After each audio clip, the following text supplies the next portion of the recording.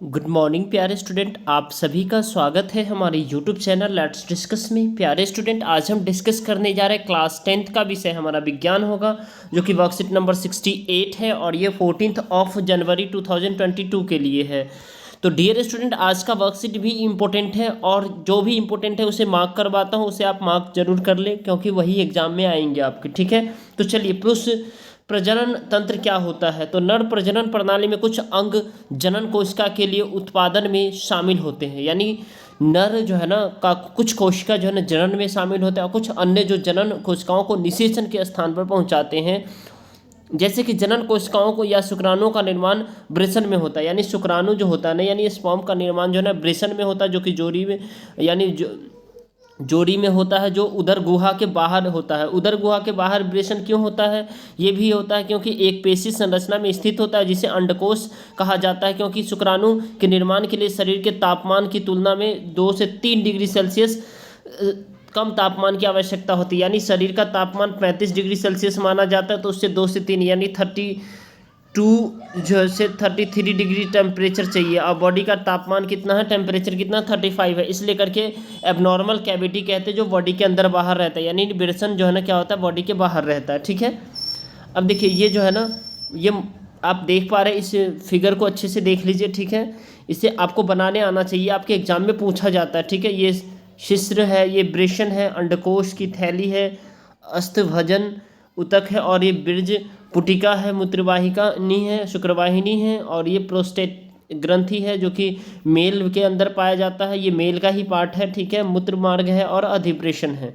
Right, अब देखिए वृषण टेस्टोस्टेरोन नामक एक हार्मोन स्रावित करता है जो कि शुक्राणु के उत्पादन के साथ साथ सहायक यौन लक्षणों के लिए जिम्मेदार होता है। यानी जो बच्चे जो जन्म लेते हैं तो उसके लिए टेस्टोस्टेरोन नामक जो है ना हार्मोन रिलीज होता है, वही जो है ना एक तरीके का सबसे मेन रोल अदा करते हैं। शुक्राणु शुक्रवाहिनी के माध्यम से वितरित होते हैं जो कि मूत्राशय से आने वाली ट्यूब के साथ जुड़ जाता है, और ये 3 ग्रंथियों वीर्य पुटिका, शुक्राशय, प्रोस्टेट और काउपर से स्राव क्या होता है, काउपर से स्राव प्राप्त करता है जो कि शुक्राणु की गति को आसान बनाने में मदद करता है और उन्हें पोषण भी प्रदान करता है, क्योंकि उनके भीतर केवल डीएनए के पैकेज की गुंजाइश होती है। यानी डीएनए डीऑक्सी राइबोन्यूक्लिक एसिड जो कि सेम जैसे जैसे माता पिता में गुण होता है वो थोड़ा बच्चों में पाया जाता है। ठीक है, तो डीएनए का यही काम होता है। प्रत्येक शुक्राणु की एक पूंछ होती है जो उससे तैरने में मदद करती है, और एक ग्रीवा क्षेत्र जिसमें माइटोकॉन्ड्रिया होते हैं जो कि तैरने के लिए ऊर्जा प्रदान करती है। और शुक्राणु के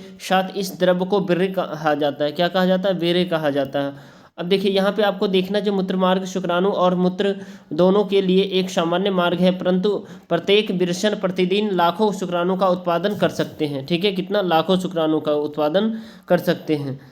अब आपको यहाँ पे ये देखना है डियर स्टूडेंट, यहाँ पे स्त्री का। ठीक है, यानी यहाँ पे मादा प्रजनन प्रणाली क्या होता है, तो मादा प्रजनन प्रणाली में मादा जनन कोशिका या अंडे कुछ हार्मोन जैसे एस्ट्रोजन रिलीज करते हैं। यानी जो एस्ट्रोजन या मेल प्रोस्टेट एस्ट्रोजन के साथ जो है ना क्या होता है, जोड़ी बनाता है, और फिर वो जा करके क्या कहते हैं, जो एक मादा का जन्म होता है तो अंडाशय में पहले से ही लगभग 1 लाख से अपरिपक्व अंडे होते हैं, यानी एग पाए जाते हैं। ठीक है, और जिसमें से लगभग 20,000 यौवन तक पहुंचने से ही पतित हो जाते हैं, यानी जब यंग होता है उसी समय तक 20,000 वो खत्म हो जाते हैं। तो यौवन की शुरुआत में दोनों में से कोई भी अंडाशय प्रत्येक 28 दिन के चक्र यानी मासिक चक्र के में एक परिपक्व अंडा फैलोपियन ट्यूब होता है जो कि बिंड वाहिनी को छोड़ना शुरू कर देता है, और बिंड वाहिनी एक लोचदार बैग जैसी संरचना में एकजुट होते हैं जिसे हम गर्भाशय के रूप में जाना जाता है। राइट, जो कि पेशीय गर्भाशय ग्रीवा के माध्यम से योनि में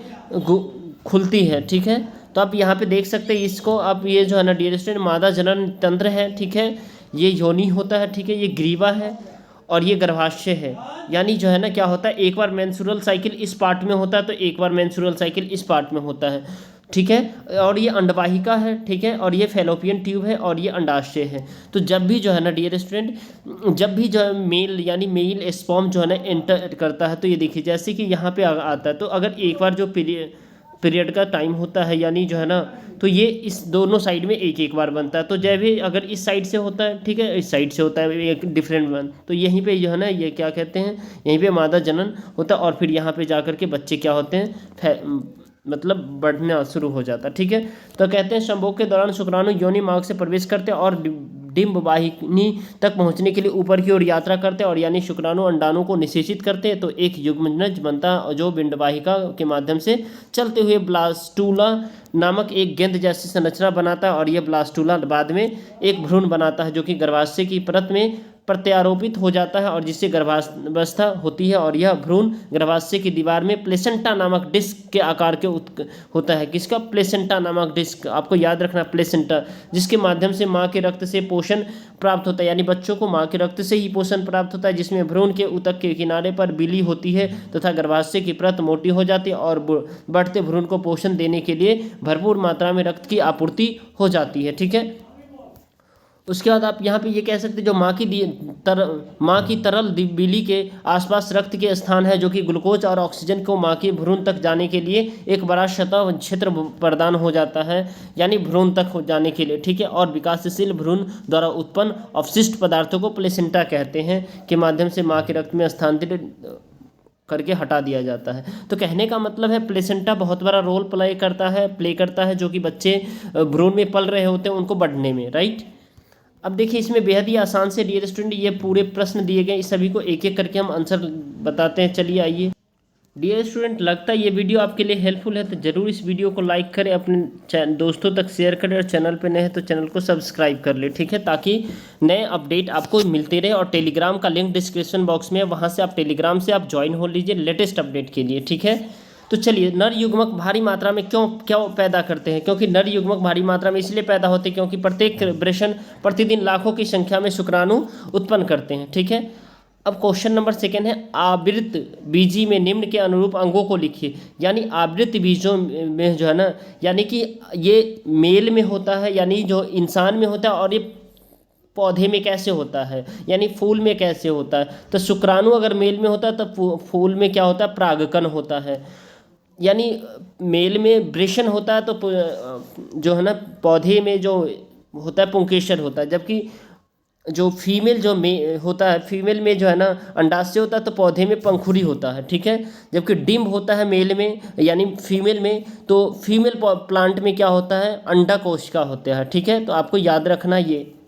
आई होप कि आपको ये समझ में आ रहा है। अब क्वेश्चन नंबर नेक्स्ट है प्लेसेंटा का क्या कार्य है? प्लेसेंटा एक गर्भवती माँ की में उपस्थित होता है जो कि प्लेसेंटा के द्वारा भ्रूण को आवश्यक भोजन, जल एवं वायु आदि प्रदान पदार्थ उपलब्ध होते हैं तथा भ्रूण के अवशिष्ट पदार्थ इसी के द्वारा माँ के शरीर में प्रवेश करता है और वहाँ से उत्सर्जन द्वारा बाहर हो जाता है। ठीक है, तो आई होप कि आपको ये समझ में आ गया डियर स्टूडेंट। आप इस वीडियो को जरूर लाइक करें, चैनल पर नए तो चैनल को सब्सक्राइब करें और वीडियो को शेयर कर दें ताकि आपको लेटेस्ट अपडेट मिलते रहे। तो चलिए फिर मिलते हैं अगले अपडेट के साथ, तब तक के लिए bye bye, take care, have a nice day.